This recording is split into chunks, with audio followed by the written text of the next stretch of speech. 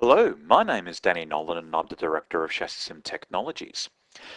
In this latest ChassisSim tutorial, what I'm going to cover is how you can create a circuit model in ChassisSim in a matter of 2 to 3 minutes. And if anything, this is probably going to be the first of a series of tutorials where in 2 to 3 minutes I'm just going to cover some really cool stuff that you do in ChassisSim. Now, this bit that I'm about to talk on about with circuits is actually very appropriate because one of the biggest objections I see to people sort of being nervous about adopting simulation is the number one question I often get asked is, well, we don't have a circuit model for where we're running. Well, I'm about to show you how to create one from scratch. So what we're going to do is I've loaded in, as an example, I'm going to use the ChassisSim tutorial.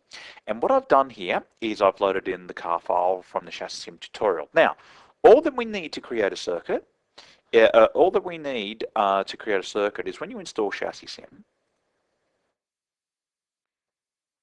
and you go into the help directory, on the ChassisSim tutorial, you're going to find a car file, a setup file, but more importantly, you're going to find a monster file. If you've got that monster file, then, which is exported from your data, you can use that to create a circuit model. I'm going to show you how to do it.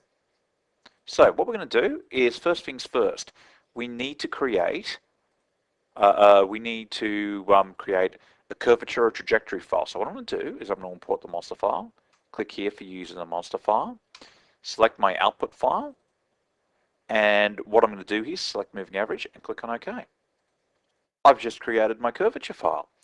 Okay, so the next point is, how do I go about creating a bump profile? Because the other important aspect of ChassisSim is its ability to simulate bumps. So to do that, that's really easy.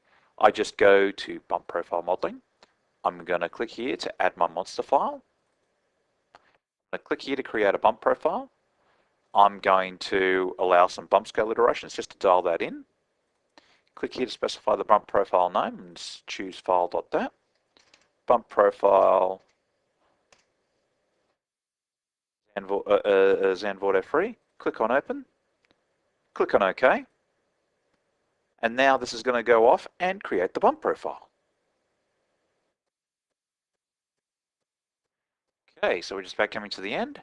It's now doing its bump scaling. We're done. You have just created the two most important elements of a circuit file, the curvature file and the bump profile. Now, if you are logging vertical acceleration and you have GPS data, constructing an altitude road camber file is really easy. All you've got to do is click on generate circuit altitude, sorry, my bad. If you go to circuit, go to edit current circuit file. If you import your curvature file, and you've got a monster and you've got a GPS file with altitude on it, you import it here. And if you've got AZ, and if you've got a monster file with AZ data, which you'll find the documentation for in the help, you click on here, and that generates an altitude road camber file. So to show you that in action, I'll just click on circuit data. We'll load in the curvature and the bump profile we've just created.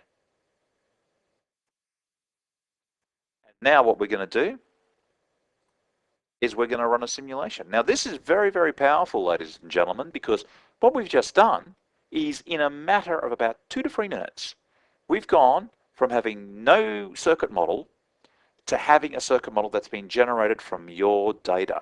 Now, there are obviously some tips and tricks that you do to refine the circuit model and to improve the accuracy of it, but that is pretty much the underpinnings of how you go about generating a circuit model for a track you have never been to before.